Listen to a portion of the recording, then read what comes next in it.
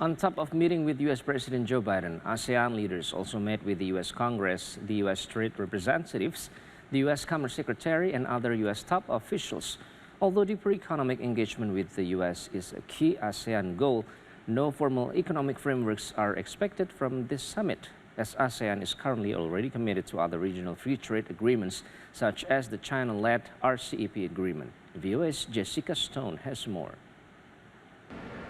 8 heads of state and 1 foreign minister began descending on Washington on Tuesday night. We actually captured the arrival of Indonesia's Joko Widodo flying into Joint Base Andrews for a week's worth of meetings in and around the White House.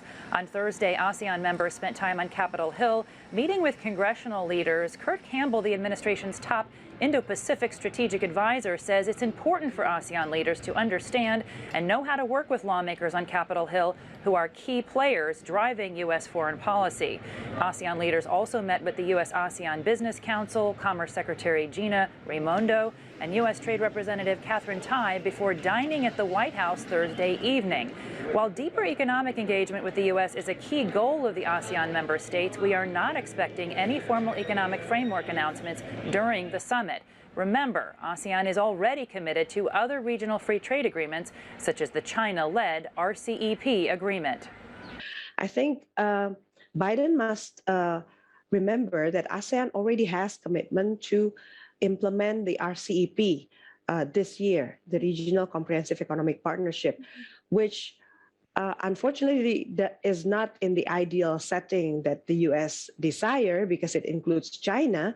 But for ASEAN and for Southeast Asian countries, this is important because China is one of the biggest markets and destination for exports of these countries. I think the critique that many would give of the United States and Southeast Asia is that our engagement is episodic at times, and that in many important categories, our engagement has waned. And so I think what more than anything else, we have to send a signal that the United States will be a steady partner, and that our strategic interests push us and point us into playing a larger role over time. And you've worked with ASEANs and other Asians. Some of that takes some convincing, and some of it is not just about what you say, but what you do.